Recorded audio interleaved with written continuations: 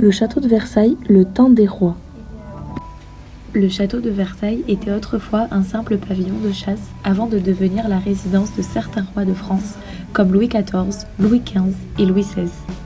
Louis XIV, aussi appelé le roi Soleil, reste le roi emblématique qui habitait Versailles en compagnie de sa cour et de son gouvernement.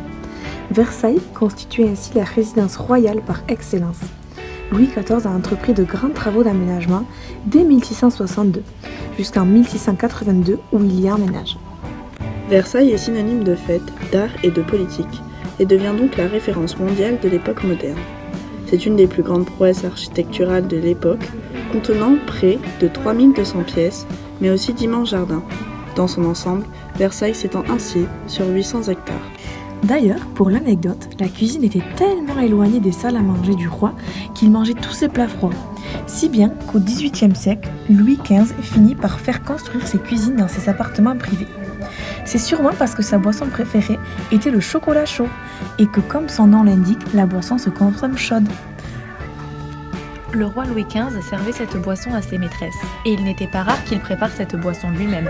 C'était également la boisson préférée de Marie-Antoinette, qui après avoir épousé Louis XVI, le successeur de Louis XV, s'installe au château avec son chocolatier, qui a pour titre officiel chocolatier de la reine. Il lui concocte des chocolats chauds et invente même de nouvelles recettes, comme le chocolat avec de la fleur d'oranger ou encore avec de l'amande douce. Quant à la création des jardins, elle a demandé un travail gigantesque. Il fallait creuser les bassins et le canal car avant il n'y avait que des bois, des prairies et des marécages. Et c'est en 1661 que Louis XV demande à André Le Nôtre de prendre en charge la construction des jardins de Versailles. L'année suivante, des milliers d'hommes participent aux travaux des jardins. Ils placent des parcs, des prairies, des allées, des centaines de statues, des orangers et même un zoo.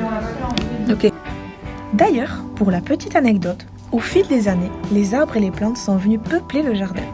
Si bien qu'au XVIIe siècle, le parfum de tous ces arbres et fleurs était tellement puissant qu'il a rendu tous les visiteurs du village de Trianon malades et les a fait fuir.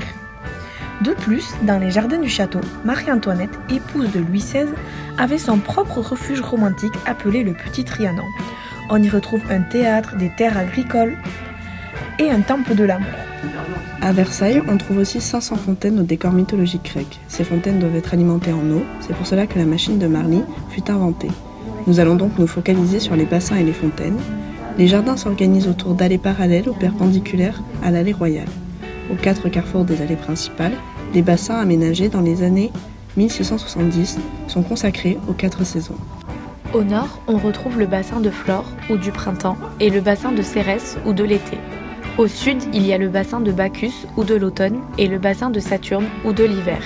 Ces 4 bassins ont été restaurés à l'automne 2019. Merci pour votre attention et à très vite pour de nouvelles découvertes historiques.